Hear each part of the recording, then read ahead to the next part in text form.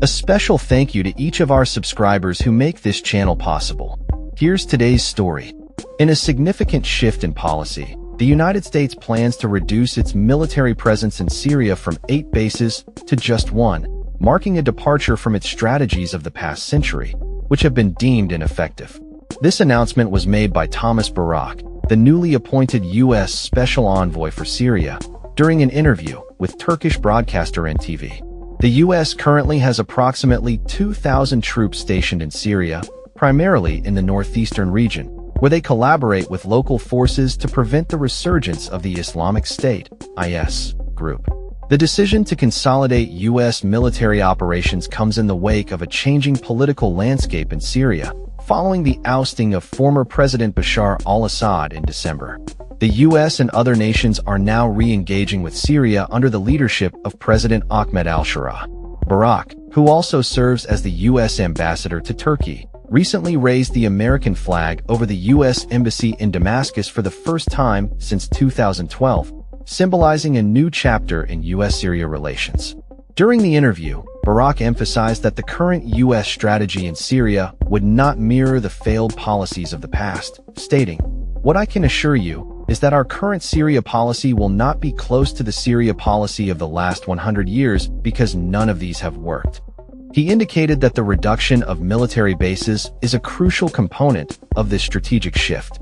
Reports from security sources suggest that U.S. military equipment and personnel have already begun relocating from bases in Deir el-Zor to consolidate operations in Hasaka province. One source confirmed that all U.S. troops are being withdrawn from Deir el-Zor. A U.S. State Department official later noted that troop levels would be adjusted based on operational needs and conditions on the ground. Barak highlighted the importance of the Kurdish-led Syrian Democratic Forces, SDF, as a key ally in the fight against IS, stating that integrating the SDF into a new Syrian government is essential. He remarked, "Everyone needs to be reasonable in their expectations."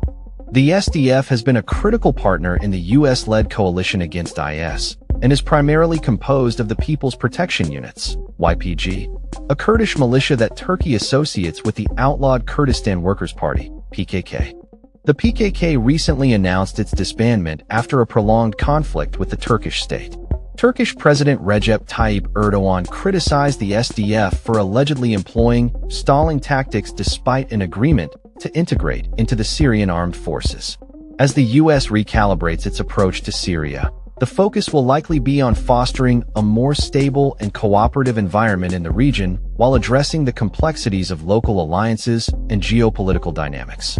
The changes in U.S. military strategy reflect a broader reassessment of its role in the Middle East and the need for a more effective response to the challenges that have persisted for decades. This new direction may pave the way for a more sustainable peace in Syria, contingent on the cooperation of various factions and the evolving political landscape. That's all for this story. We upload videos every day covering many different subjects, so hit that subscribe button to stay informed. Thanks for watching.